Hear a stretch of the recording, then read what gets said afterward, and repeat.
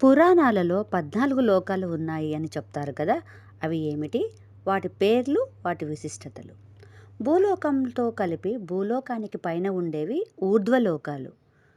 మొదటిది భూలోకం. ఇచ్చట స్వేదం అంటే చెమట నుండి ఉద్భవించు పేళ్ళు, నల్లులు మొదలైనవి. ఉద్బీజాలు అంటే గుడ్డు నుండి ఉద్భవించు పక్షులు.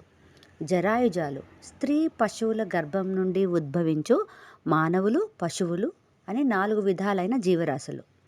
రెండవది భువర్లోకము, భూలోకము పైన.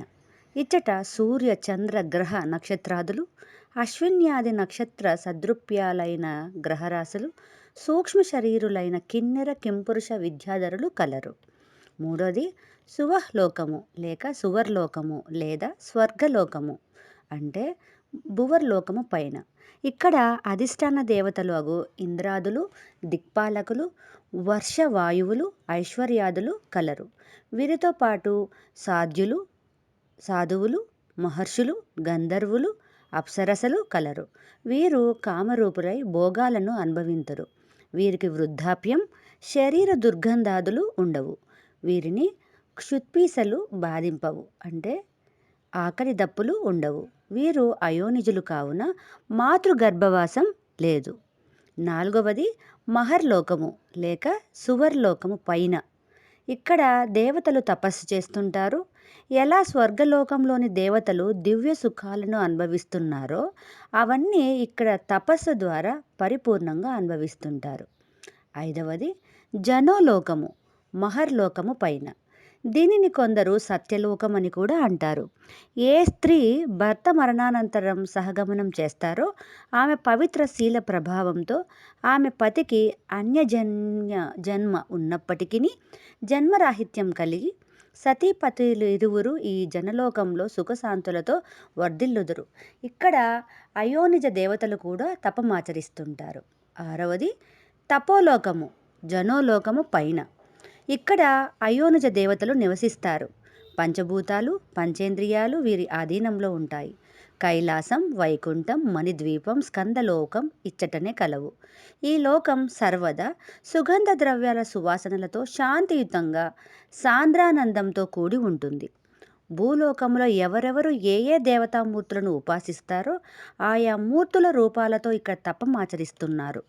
ఈ రీతిగా వారు కల్పాంతకాలం అక్కడనే ఉండి కర్మానుసారం భూలోకంలో తిరిగి జన్మించి మరలా పవిత్ర తపాలు ఆచరించి ఎప్పుడు మహాప్రళయంలో సర్వం లయమగునో అప్పుడు వీరు కూడా జన్మరాహిత్యం పొందుదురు. ఏడవది సత్యలోకం, తపోలోకము పైన.